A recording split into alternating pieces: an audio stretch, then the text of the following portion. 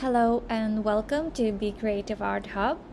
And today we're gonna talk about still life as it continues our journey through drawing charcoal, then measuring and scaling. And this is kind of like a third version of the same still life we are working on, which is working with the soft pastels and now drawing it and paint shading and coloring in color soft pastels. So the reason we're doing that is good to have a look how it was black and white and the values now we putting in colors. And so working with the soft pastels is almost very similar as working with the charcoal, but I suggest starting with the light colors just because we're gonna start layering, and if you want to keep the light parts, then like it would be really hard if you started with the dark colors first. So initially I start with a very light layer and then kind of like coming up and doing layering on top. Everybody does differently, and of course you will find your way what best for you. So that's, I think, the most important part is like experimenting and trying, and of course the first time is always like a little bit different than not always successful, but later on the more you work, the more you will see the success in sketching and drawing and understanding the colors. The main maybe thing that I would like to suggest is when you start working with colors is to have a color wheel. And how to use the color wheel, and what is the color wheel, and why we need all these questions I could answer you now. So when we starting using colors, kind of like if we have these tips, like it's kind of like your small helpful tip wheel, it becomes not that scary as like people are scared of colors and how to match them and what it works, what not work. So the color wheel is a very helpful tool to have. And as you can see, like if I mix this green with this blue, I'll get that bluish green color. So it's kind of like helps you to understand the mixing process and what colors that will make.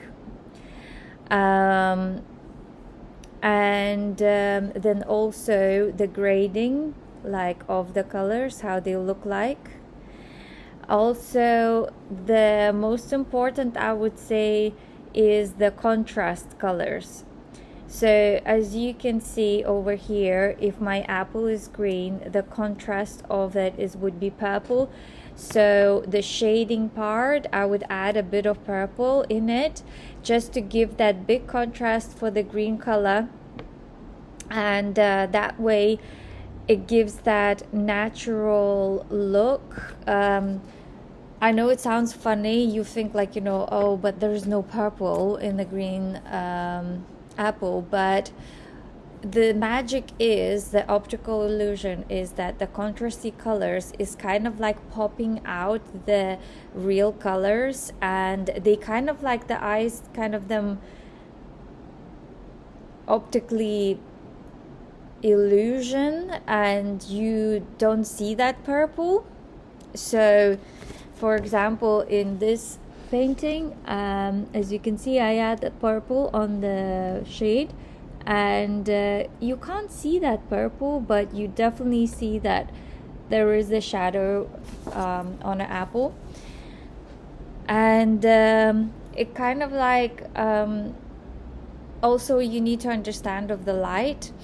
So we have the daylight and the warm light, which is inside. Like for example, now I have the daylight where you can see, and a bit of warm light, which is like, you know, it's a little bit of mixture of both, but almost my hands, one is with the daylight is like cooler, and with the warm light is like warmer, so they are almost like here different. You can start noticing that if I would paint this hand with the daylight, it would be with the purples and blues of the shadow, and kind of like the white would be cool. And this colors, you see, like you can do reddish with like a bit of like a green, soft, like warm green with the orangey reddish look. So the difference between the colors, this is what it is.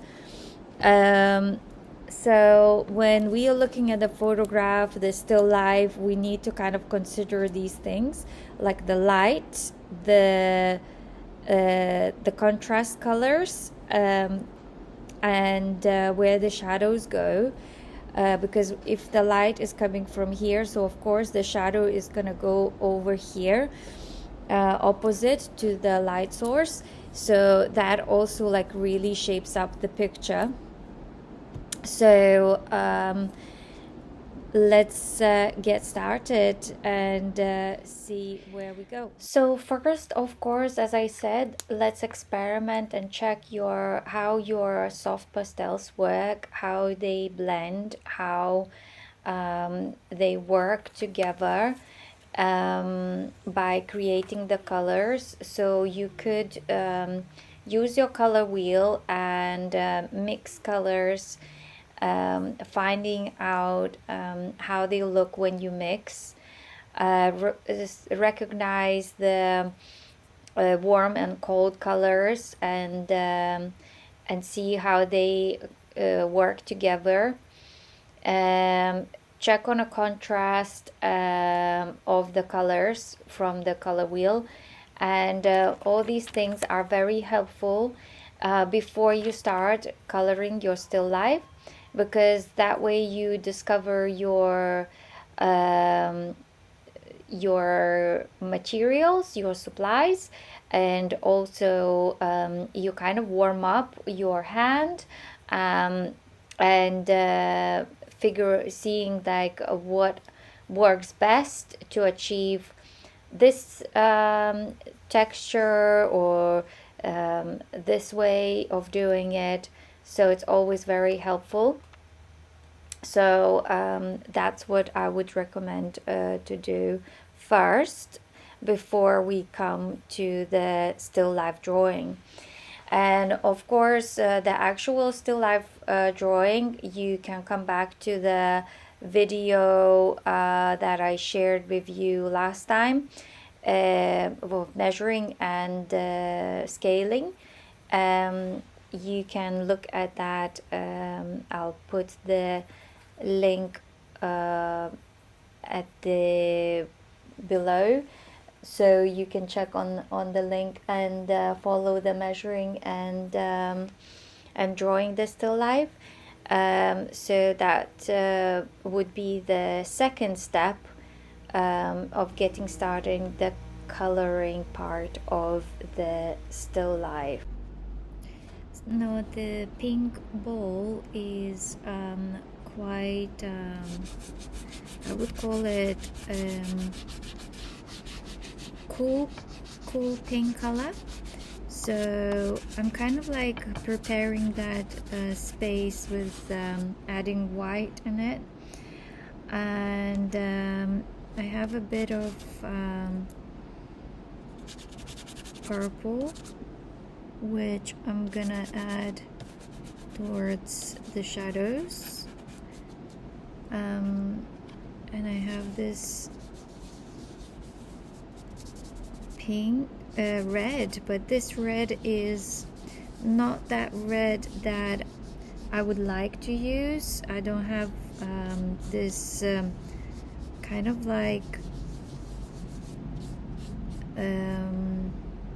purpley red, which is like rose red. So in that case I kind of like have to mix it a bit, that purple into red with the white.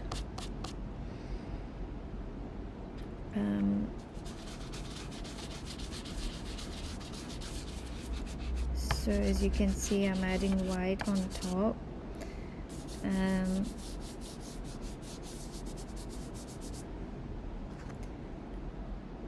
And sometimes we could say, okay, we kind of have to use what we have, and accept that, you know, like if for that reason is not working for us, that's okay.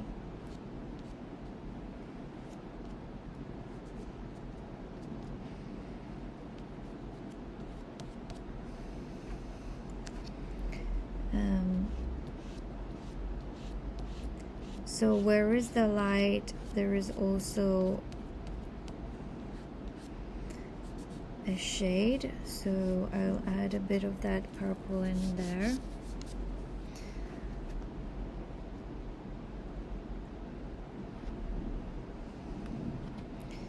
And looking at the wheel, if I have, I would say like a little bit of like greenish is kind of like for the shadow, so I'm just gonna add a bit of green into it, just mixing with purple.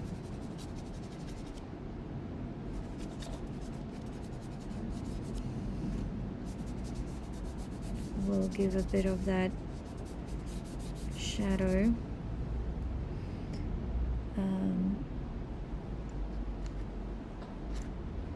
And of course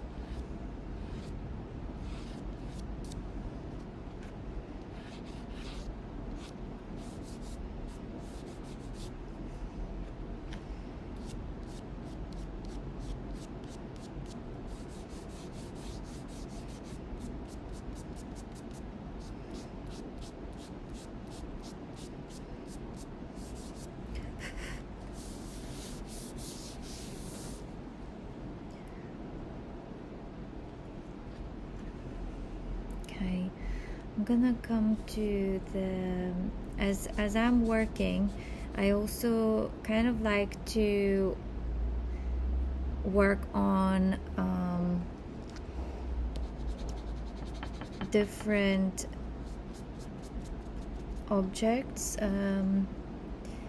because if you just fixate on one thing, then you might overwork, because the other things are not complete.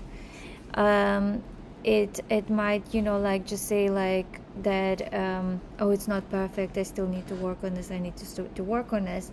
But actually, if you step back and give yourself to work on other things, you give time, they will start blending in, and you realize that by adding other objects, it helps to kind of like balance it out, and you see the vision where actually then you realize like, oh, okay, it's not that bad as I thought. So I'm adding a little bit of highlight on the light side. Um,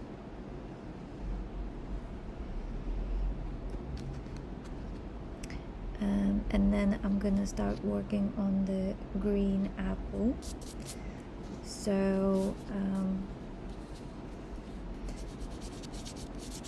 I'll layer with yellow first.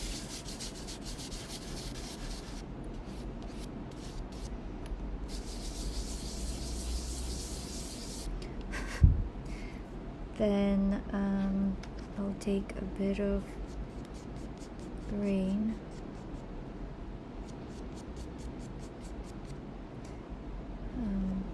This is where the egg is.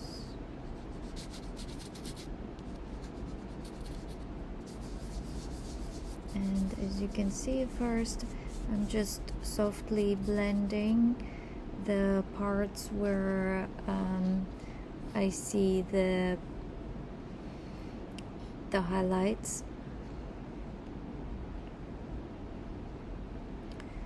and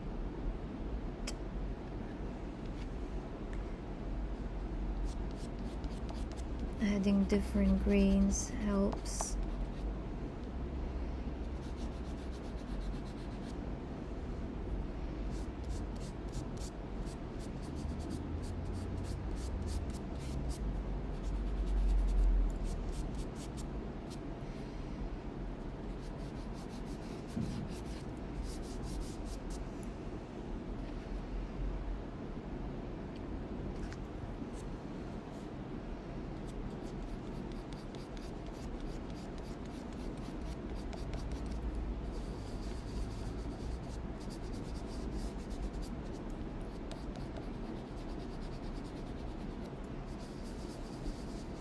So the first layer I like to kind of like give a nice blend.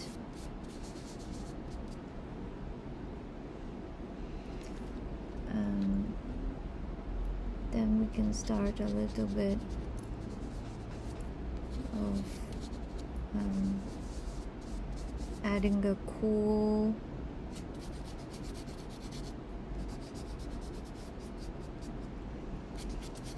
cooling down the areas where we have a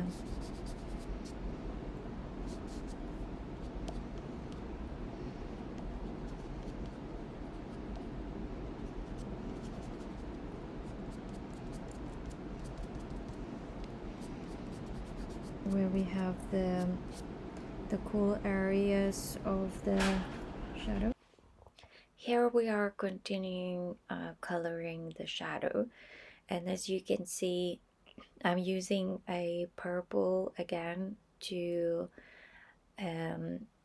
exaggerate the color, which shows the darker side of the apple where the shadow goes. And then I add a bit of like brown, detailing the small areas. So it's all again working on layering and adding things by looking at the still life, comparing and working through mixing colors. Like as you can see, I use quite a lot different greens, from warm to cold green colors, adding purple and brown in places where I feel like is needed. So we really wanted to capture that 3D object optical illusion by mixing colors.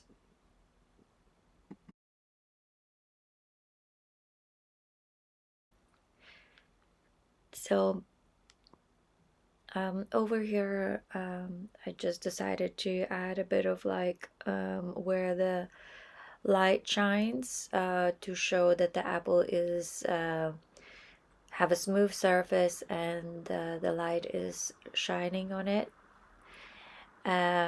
So and then again, when I put that on, I'll see that I need a bit more to add in the shadow area, the to attract more contrast between the objects. So as you can see, like uh, working between it's always like comparing light to dark, comparing sizes, comparing objects and the differences. So that's very important, and don't be afraid of uh, getting darker and darker, like darkening like the shadows, because this is where the contrast makes this illusion of 3D objects. The more contrast you add, the better. So don't be scared of darkening, exaggerating the shadows, because this is where the beauty of drawing is. Don't be afraid of dark.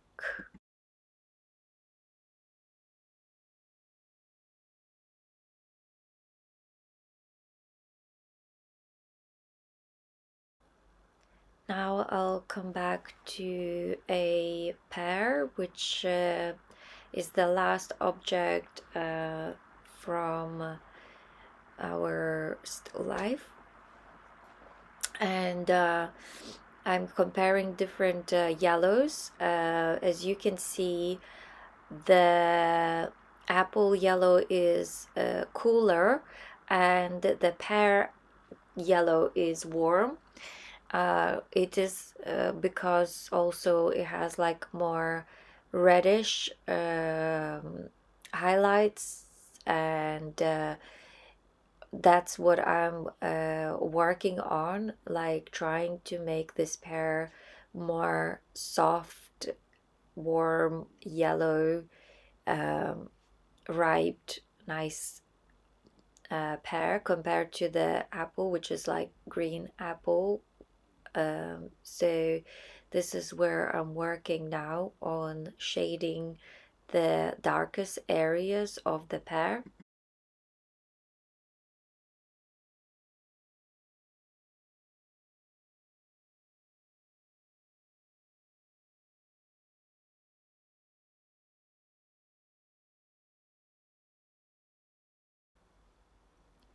When I'm done with adding a little bit of the green areas, I add a bit of like the red scent of the top of the pear, just to give again, when you add another color, you can compare and have a look at the what that gave as a uh, contrast between how, you know, like that incorporates in the pear.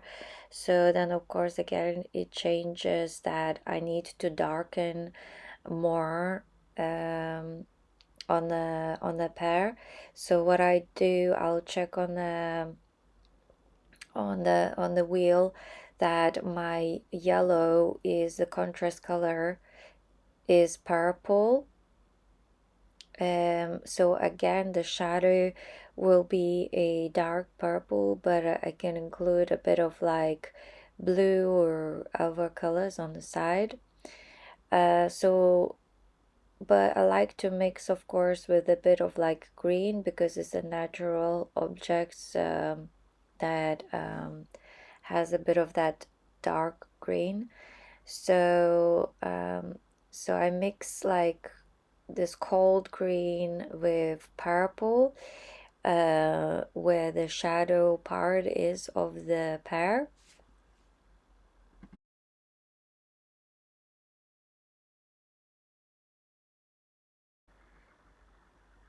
And this is what it is like, like you have to kind of like going with the comparison of the light and dark, and see if you still, like you darken and darken of layering the colors as much as you can, just to make that visual effect of 3D object popping out from your paper, and adding the highlights, lighter areas. I noticed that the darkness is still not enough. So then again, coming back to the shadows, and again adding more purple to give that more effect of the shadow contrast between light and dark.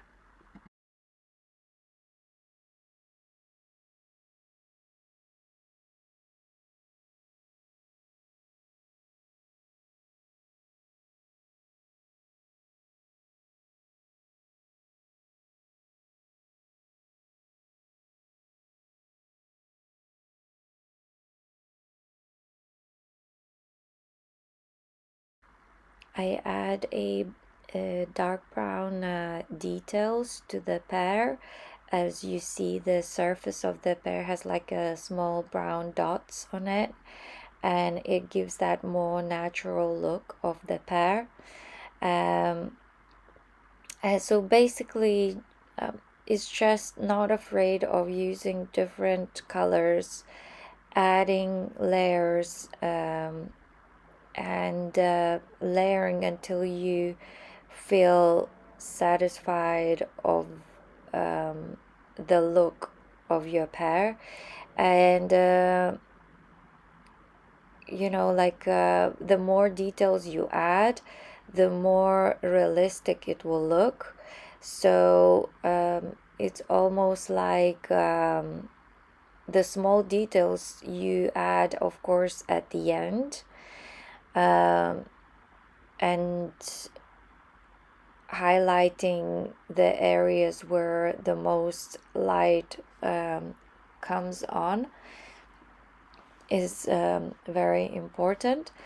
Um, so yeah, so it's basically playing with the light and dark, and not afraid of using even different colors that you think that object has, which is like adding blues, purples, and other colors, not just yellow and red, because we see that this is yellow and red pear.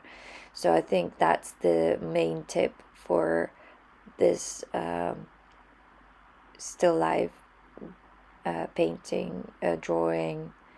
As you can see here again, I'm putting on the shadow first layer of purple and blending in.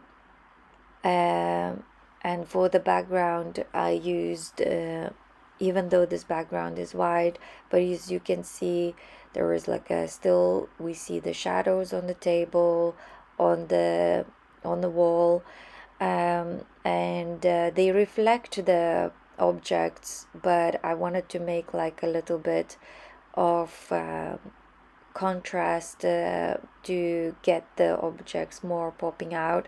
So I used the light blues, um, beigey colors to make that natural look of white, and purple for the shadows. Uh,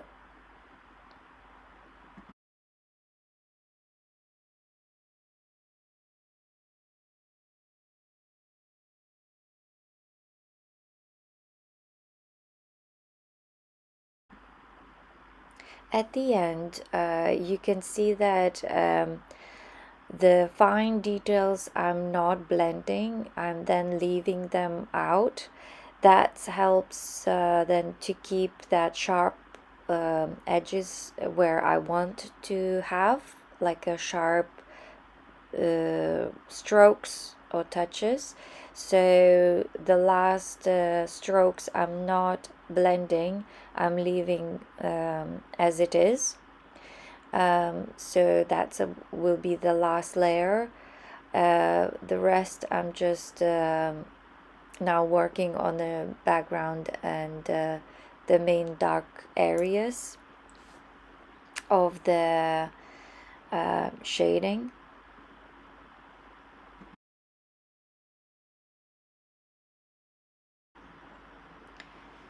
Working on a background, as you can see, I'm moving around my paper in different directions, and this is very good also to do, because it's like, be free to move around your paper, be free to like explore your image in a different angles, step back, take a photograph of it. That helps a lot to see the picture, and like by stepping back further away from it, turning upside down, because all these things gives your brain a rest of fixating on the image, and gives you opportunity to look at it from the different angle and see what you missed, maybe what you wanted to actually add to make this picture more interesting and more like realistic, not by copying but more by observing, and what it is real, like even when I'm looking at the moment this image of my video, I noticed I have some um, like measuring mistakes and things like that. Of course, I'm not gonna now retouch, but this is where, like, as an example, helps to see, like for example, in the ball, that red apple is much bigger than in a real image of photograph. um, that's okay for a moment because I can't now do that, but if always compare and have a look what is the difference between the objects, um, even though there is a slight like corrections need to be done, I'm still satisfied with like my project. And like, I think more concentrating on the good parts of your picture is more important than concentrating on the like negative parts, um, because if I would not point that out, people would not even see that. So that's the difference, like the about the images, that if you're not pointing out, people won't see it. um, of course, if you ask, please let me know where I need to improve myself and where like what I'm doing wrong. Then of course, like the teacher, the art teacher would maybe will spot that out and tell you. But my recommendation, definitely just take the good criticism, like from the people maybe who understands and have a bit more knowledge about art than just the general public, um, or even your um, family members, because like not all critique is genuine and good.